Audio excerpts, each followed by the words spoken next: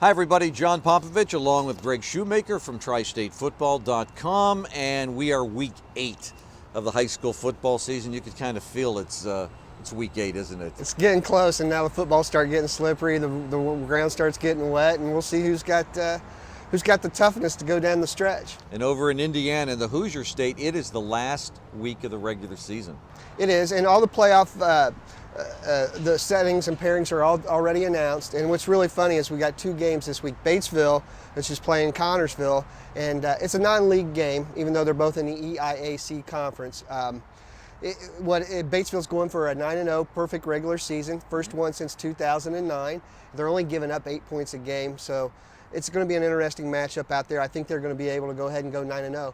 But the other game is Lawrenceburg and Silver Creek. Silver Creek's visiting Lawrenceburg, and that's another non-league game before the playoff starts. But the thing is, with Batesville and Lawrenceburg, unlike winning a lot of games and getting the best seed possible, the Sagarin ratings come into play in Indiana. So Lawrenceburg and Batesville have teams in first round of the playoffs that are both over 500, even though those 2 teams are as well. Yeah, so no cakewalks to begin with. All right, let's swing over to Northern Kentucky, a team we've talked about in the past, but Simon Kenton has just gone about its business and hasn't been beaten yet this year. They're not, and they're looking for their first 10-0 regular season. First time in school history. Jeff Marksberry told me earlier this week. And the thing is with this team with Simon Kenton is they've won 9 games. If they win this one, it'll be 9 games, 5 times in the last 6 years. Pretty impressive what they're doing out there in Independence. Year after year, different quarterbacks. Brennan Kuntz is a great quarterback out there right now. He's having a fantastic season, leading the team in rushing and passing yards as well.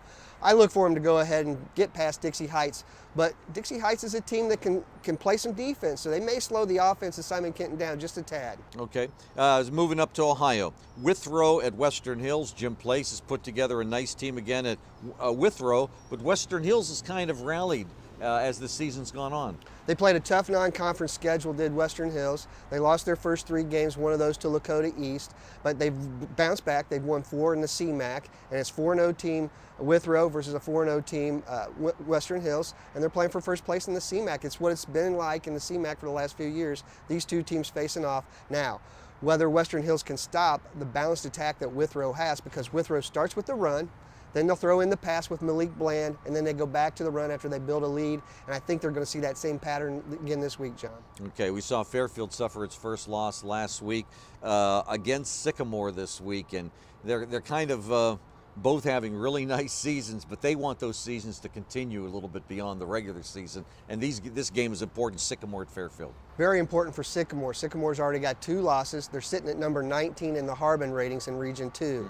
The top 16 teams get in. So they have really got to get a big win. The problem with the Sycamore was the Aviators' non-conference schedule was really weak, and it's hurting them that they didn't beat Lakota West. They did not beat Colerain. They're big 2 games on their schedule. So Fairfield is a must-win for them if they want to entertain playoffs hopes. And Fairfield, they're sitting at number 10 in the Region 2 Harbin ratings right now. A win for them, and they're just going to climb themselves up and possibly into a first-round playoff game. Okay.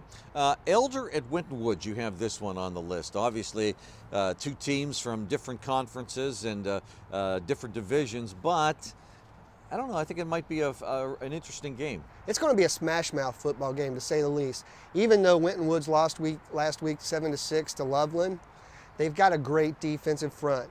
And the one thing about Elder and St. X is they've had a hard time up front establishing the run on offense. Both those teams have in the GCL South. I look for a good push from Winton Woods, and it's going to come down to whether Peyton Ramsey, the sophomore quarterback at Elder, can outduel the very fine secondary at Winton Woods. They got 3 kids in the Winton Woods secondary with Division I offers, including Mike Edwards, who's headed to Kentucky. Let me follow up on that game real quick with a question. Loveland must be for real. They went and beat Winton Woods last week at Winton Woods. They are, and they played it, and they did it in a defensive manner all season long. Loveland's been a team that has really blown out teams because of their big offensive line and their run game behind it.